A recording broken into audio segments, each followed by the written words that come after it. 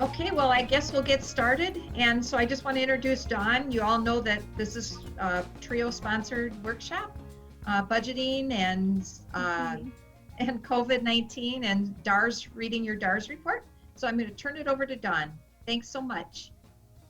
All right, well, hello, everybody. I'm going to now try to also share my screen. And I think what I may have to do is I'm going to have to toggle. It looks like I share my computer, music, sound, or a portion of the screen. So we will.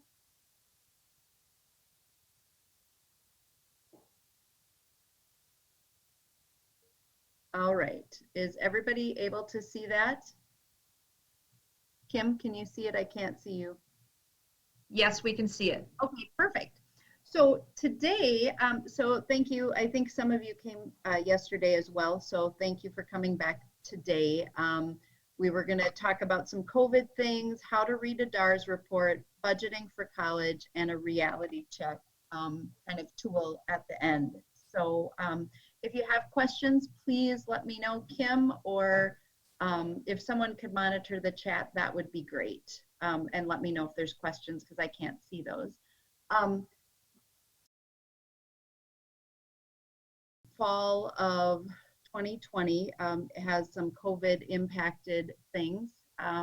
We're not exactly sure how classes are going to look yet, but we do know, or exact classes, we do know that classes are going to be in one of three ways. They're going to be blended or hybrid. So you may have a day or two or three that you're on campus at a specific day and time doing some classes, but yet a portion will be online. You may have courses that are completely online asynchronous, which means that everything will be online and you don't have to meet at any specific time. So I can give you an example. My class is runs from, it's an online class. All the assignments are due at 11:59 p.m. on Mondays. So I don't care when you get them done or when you log in or when you do any of that. It just has to be done by the due date. There are no in-person meetings. You do the course at your own pace as long as you meet those deadlines. The third option is completely online synchronous. And what that is that 100% of the instruction is online. There's not going to be any in-person meetings or in-person proctored exams, but they will require synchronous, and synchronous means all at the same time. So if you have an English class that meets Mondays, Wednesdays, and Fridays at 10, you will need to be able to participate from 10 to 10:50, and that will show on your schedule. And we hope to know more in the next couple of weeks and have that set. So what does that mean for you? Is that I've got three examples here. And this, I'm going to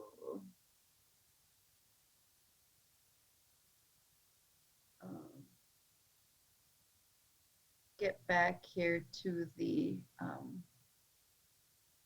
to get rid of that green box. It was a portion of my computer screen. I couldn't figure out where it is. So hopefully the green box is gone for you as well. So I've got three examples of classes here. So the first class is the class I'm teaching, Career Exploration and Planning. You will see it meets from September 14th to October 14th, and it's arranged. And over here, it says completely online asynchronous. There is no specific time you have to log in, or you don't have to come to campus, but you just have to meet those deadlines. The second one listed is, you'll see a Sociology 1070. And if we look across here, you'll see the dates that it meets, the days, so it's a Tuesday, Thursday day. The time is 12 to 1:15. Number of credits, and you'll see it's completely online synchronous. So what this says is that you don't have to come to class, you don't have to come to campus, but every Tuesday and Thursday, you need to be online doing a Zoom or something like that, and that will be explained to you by that individual instructor, and will be in D2L, which you just all learned about. Psychology 2750 is a blended hybrid class. So you'll see it meets Mondays and Mondays and Fridays from 11 to 11:50. That will be on campus. So the blended means it's part on campus and part online. And then instead of meeting, so this is a 3-credit class, so typically it would be 3 days a week, like a Monday, Wednesday, Friday. So you're going to be on campus 2 days a week. That third day will be your online day to get things done. So we hope to know some of the classes have been set up and are listed in our schedule already. Some have not. So you just want to keep watching and checking back, and you'll check your e-services for that to see what your classes will look like. So a computer, and this is going to be new. This is a new, well, it's not new information, but I guess we're saying it out loud for the first time. So those of you that work at Ridgewater, too, we've been thinking about most or likely all of the courses are going to have some kind of online component moving forward. So even if you're on campus part of the time, you're going to have to do something online. And most classes, we're in the process of hopefully figuring out which classes, but most you need a device other than your phone. Your phone typically does not work to do online classes. Some of you maybe tried to register on your phone and found that didn't work well. If this is a barrier to you, you need to reach out and let us know. And we're going to have to work with students and try to come up with, I don't know exactly what that's going to look like, but just know that you're going to need some device other than your phone. And we will work with you to the best of our abilities to help you find a solution to that.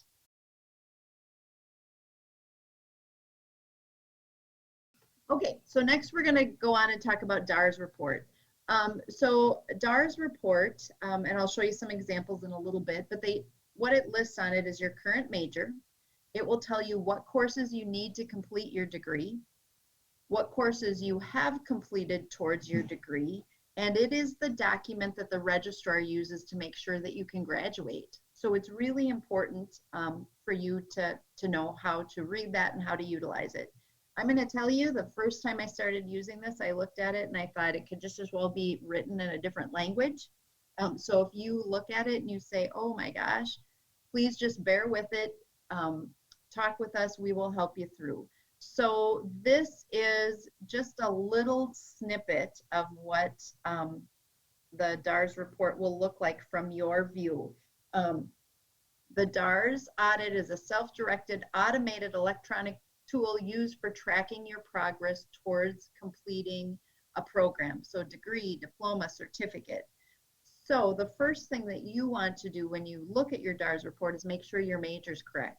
Some of you may have a diploma or an AAS degree, so you can certainly check for that.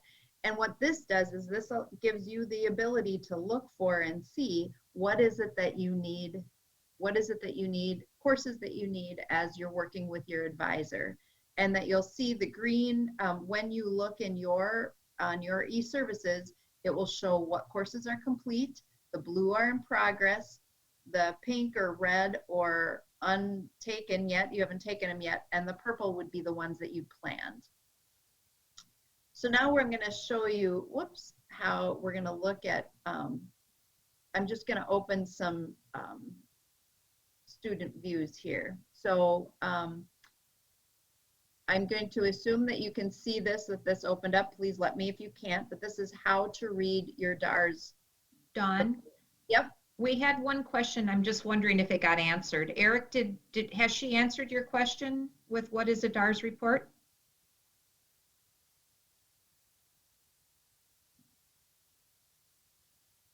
So far, he says. Okay, thank you. All right. So the top header, I'm going to show you what you see in the next few slides, and then after that, I'm going to show you what your advisor sees and what we use. So at the top header, you've got your student ID, your name, your job ID, program code, all of that is going to be here at the top. Then you're going to see a pie chart and a vertical graph that's going to show you what you've taken, what's in progress, what's you're missing. It's going to show the requirements for graduation. Now, if you're looking, the degrees at Ridgewater College are 60 credits. You'll see this says 120. This is from Min-State. That's for a bachelor's degree. So 60 credits. And then you need a 2.0 overall cumulative GPA in order to graduate. So it's going to have that information as well. And this PowerPoint will be made available to you. So if you want to look back, if you haven't seen yours and you've never used one before, this, you might say, how am I going to remember that? We'll get that information to you. And again, just more about what the bars and the graphs are going to look like. So this is, you know, the pie chart. Then it's going to give you information about classes that you need, all of those kinds of things.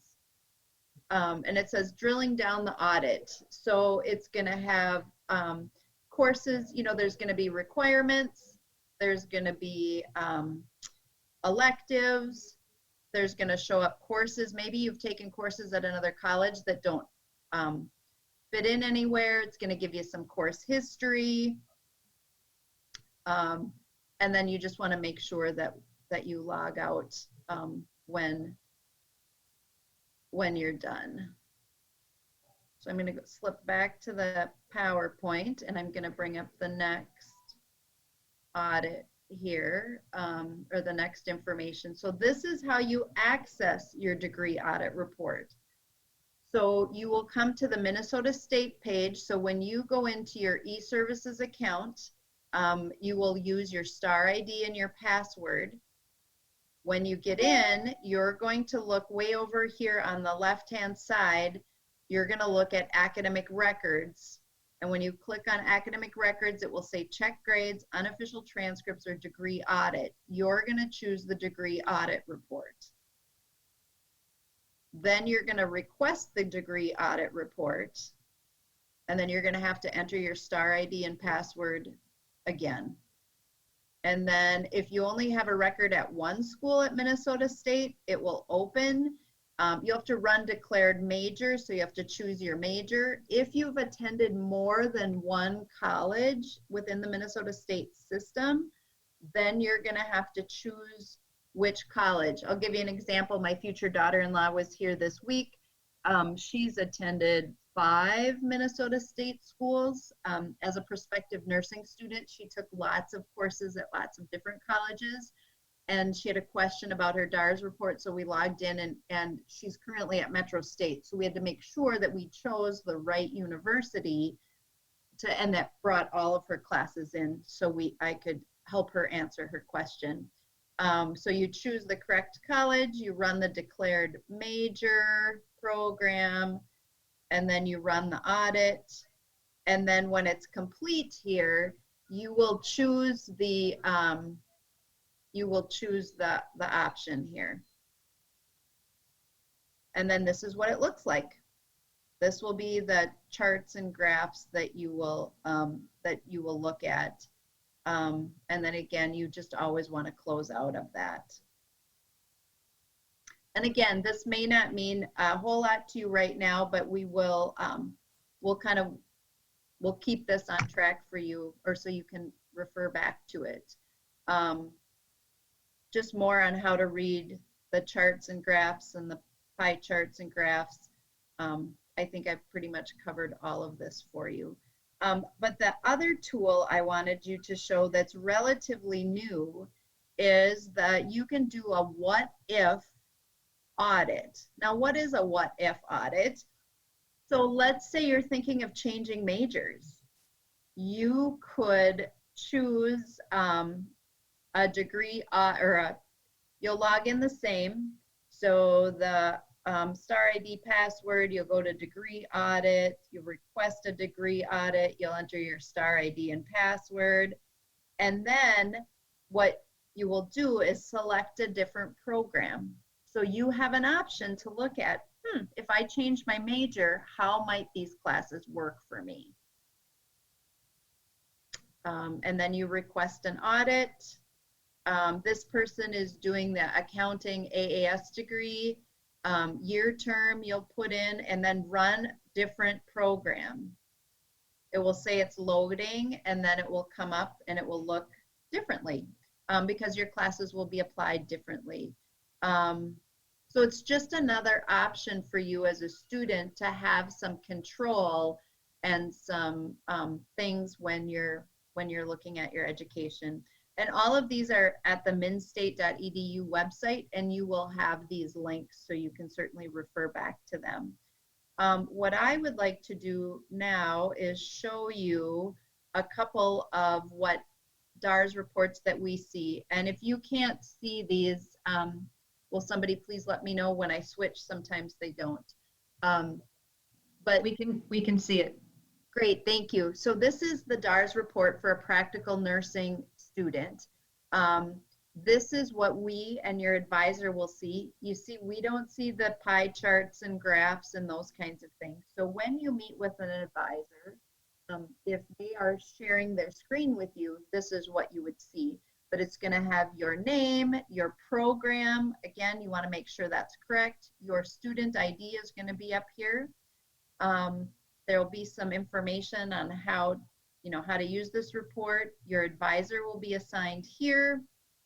When and if you apply for graduation, that will go here. So you'll see at least one requirement has not been satisfied. So it's going to list, I'm going to just scroll down here. So for the practical nursing technical requirements, you need 24 credits there. You need 11 courses, and they're all listed here. So nursing 1,000, so on and so forth. So once you start completing those and you register for those, they will show up here and not be here. So that's how you keep track.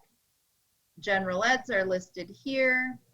And then here's the report for the key.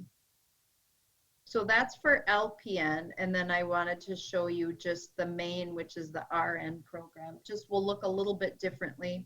We'll just scroll down, and then you can see here 35 credits of technical requirements, and then you've got the generals, the biology, the physiology, chemistry, all of those things are listed here.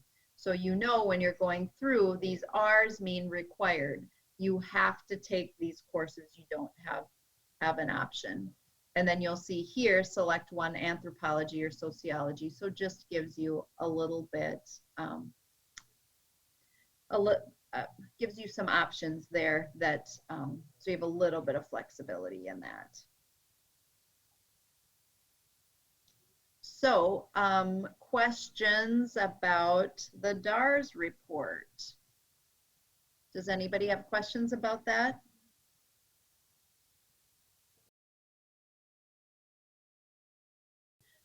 So really, why do you need a budget? A budget really has the opportunity to influence for the rest of your life, depending on choices. And most of us as college students have very limited financial resources, and the budgeting allows us to make the most out of that, to plan for our future. You can use it to plan for additional costs of attending college. So maybe you're going to work full-time all summer to determine how you're going to pay for your classes.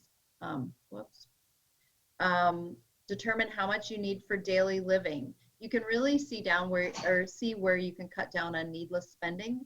You know, whether it's you go to the gas station and you get a drink or a snack, just to see how much that adds up. So where do you start with creating a budget?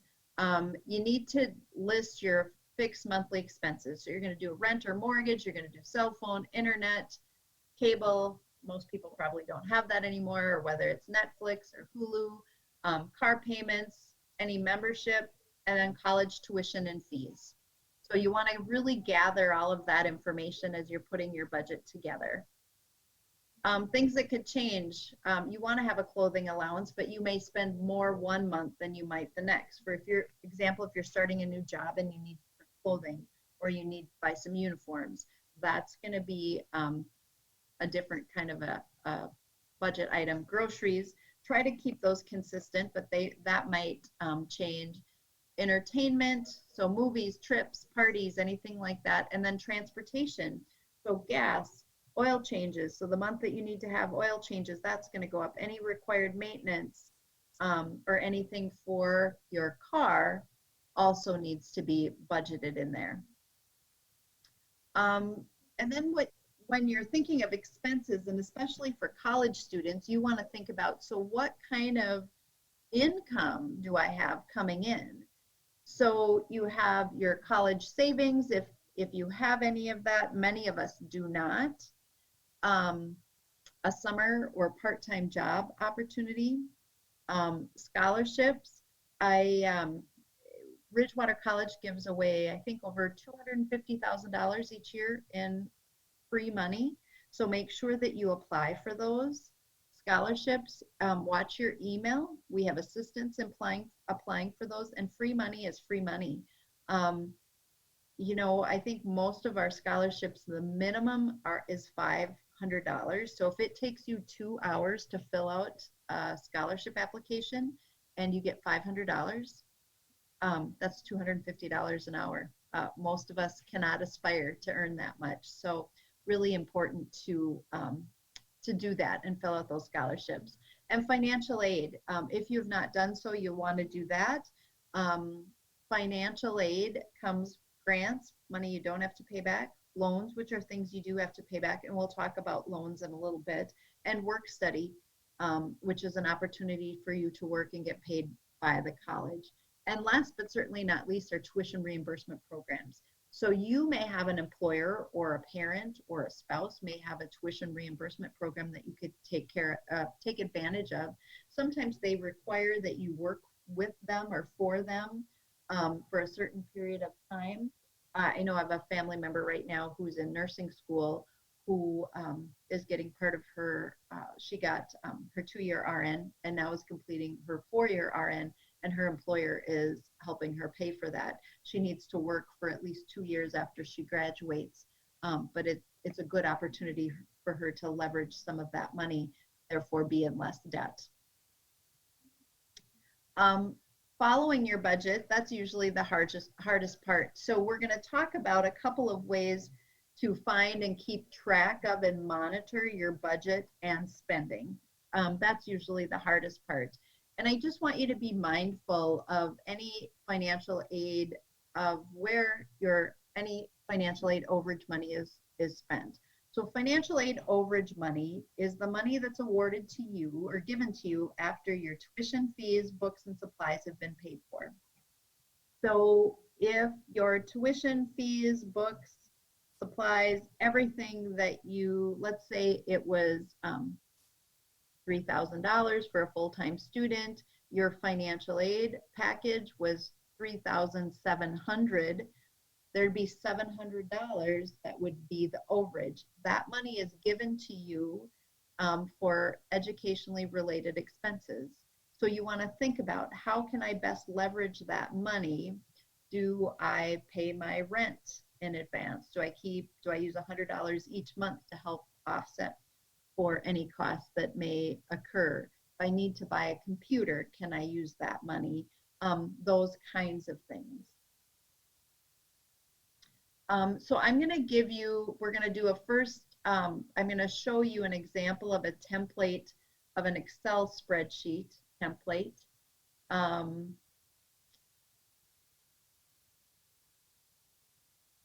So this is just an article that talks about a student budget, and then I'm going to bring up this college template here.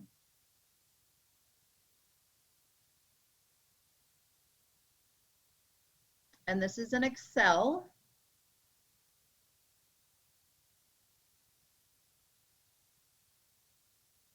All right. So first of all, what you want to do, monthly income, so how much money do you have coming in, financial award, allowance from parents, any other income you may have. So that's these boxes, and you can change this for your own. You may have things that apply to you that you could certainly add in here. But that's going to be your monthly income, and then your monthly expenses. So these would be rent, utility, cell phone, grocery or car expenses, student loans, medical insurance, credit card debt, lots of those kinds of things. So this is going to be monthly expenses, and then you're going to have semester expenses. So when are those going to, what do you have to come up with there? And then you can do a check. You've got your monthly income, you've got your monthly expenses, you've got your semester expenses, and what's the difference there? And I am not an expert in Excel, but it will help you do some calculations. So this is just one of many, many budget template options that are out there for you. I also want to show you an app here. So now this is where okay, so it's every dollar. It's a budgeting app. It's a free app. Looks like you can sign up here on the web page or on or through either Google Play or Apple. And let's see if I can sign in.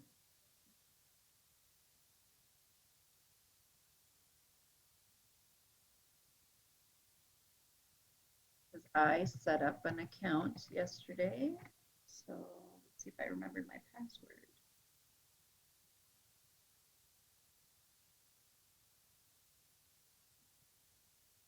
So this is what the app looks like. And of course, you can always sign up for the premium version. So this is what it will look like similarly on your phone. So you've got your paycheck, and you can put in what you plan to get and what you actually got. Some of us know what we're going to get every single month, and others of us don't. So in the video that I was hoping to show you, she has a couple of different revenue streams, but she budgets for $200 because a paycheck, because she knows that's exactly what she's going to get, at least that much.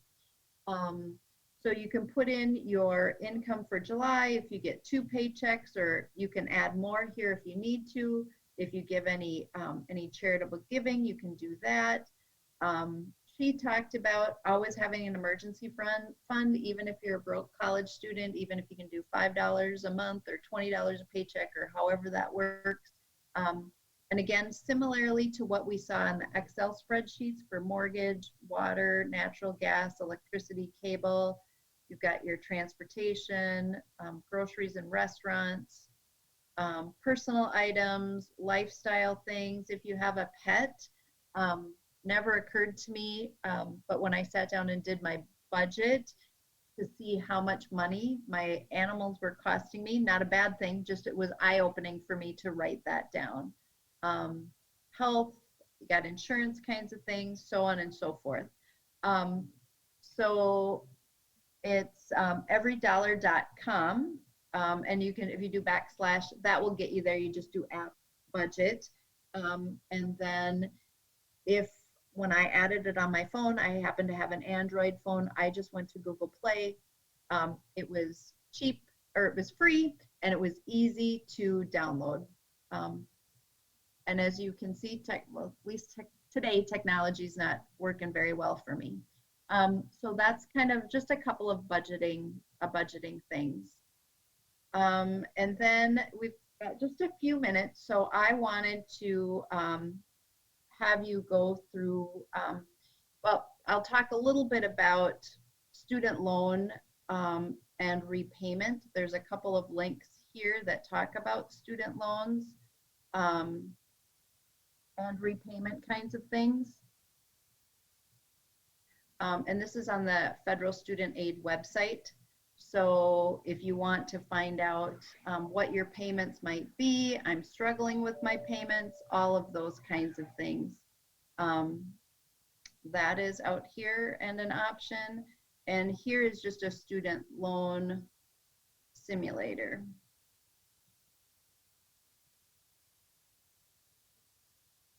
So it would tell you how much that you would have to pay depending on how much you borrowed. Just a good planning tool. I think as college students, it's easy to get money, and it's really important to know how much it's going to cost for us to repay them. And the last thing that we're going to do is a reality check. This has a video component, but I'm not going to use that. What we're going to do is we're just going to go through, based on some choices that we make, determine how much you need to live every month based on living choices. If we were in a classroom, I'd have us yell out some answers, but I think if you just want to follow along, we can get through this. And it's taking a little while to load. So if we take a look at, here's the state, we're going to choose where we're going to live. I'm going to choose the central region here because that's pretty close to where we're at. Dawn, we aren't seeing your screen. Okay, then let's do this.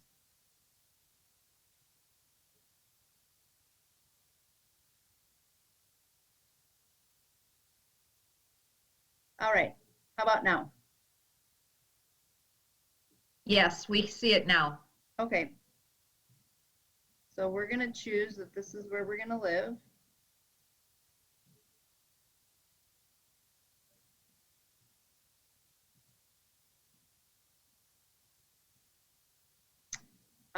And then we're going to choose what kind of housing. So live with parents, 1-bedroom apartment, 2-bedroom apartment. And this is based on, you know, the St. Cloud area. I'm going to choose 1-bedroom apartment, and you'll notice if you go over here, you can enter your own amount as well.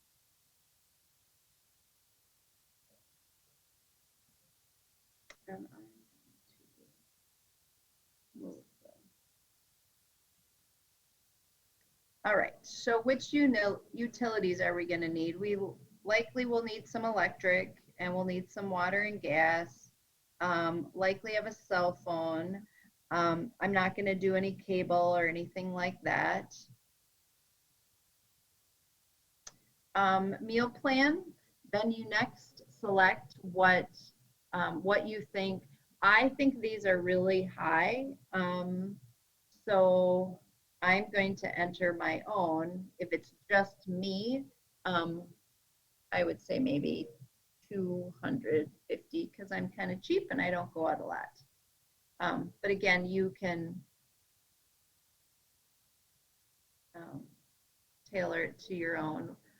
What kind of transportation? I think there's not great public transportation. So this includes car payment, insurance, gas, and maintenance. Again, I think that this is high, but I'm going to go with that. Clothing. So you want to think about how much clothing do you need? I probably need a lot of clothes for work to replace. Do that. Healthcare. I will buy work insurance. Entertainment. I'm gonna do, we'll do the 125 a month. I'm not gonna do much for extra. I'm gonna do the basics. Pet care. We'll do the small stuff here. Student loan. So this kind of gives you an idea of what the average student loan is. So if we look at an associate's degree at a public college, we'll do that. No children. I'm going to try to save maybe 2% on my very tight budget. And then this gives you options of what kind of jobs may you be interested in. I'm going to say information technology, and then it's going to give me the results. So it's going to tell me this is, so what my housing, my transportation, what my annual expenses are, my monthly expenses. So it says, according to what I listed here, that I need $33,885 per year in order to support my lifestyle. And then it will give you, it kind of gives you a breakdown here below. I have to keep moving my camera so I can see on what the breakdown is. And then if I click here, this will give me a list of career options, the type of education that you need, and that the wages that that you could hope to earn for that. So, and then it's going to have two, this one happens to have 2 pages. Oh, I guess just one. Yep, just one. And so you can go through and do that for yourself and see what based on where you live and your personal circumstance. But I just think it's a nice way to just see what's out there and to start planning realistically, I think. Many people have done this before with maybe in high school or in a different career class, but I think it's something I use in my career class. I think it's helpful to see how career and real life come together for budgeting.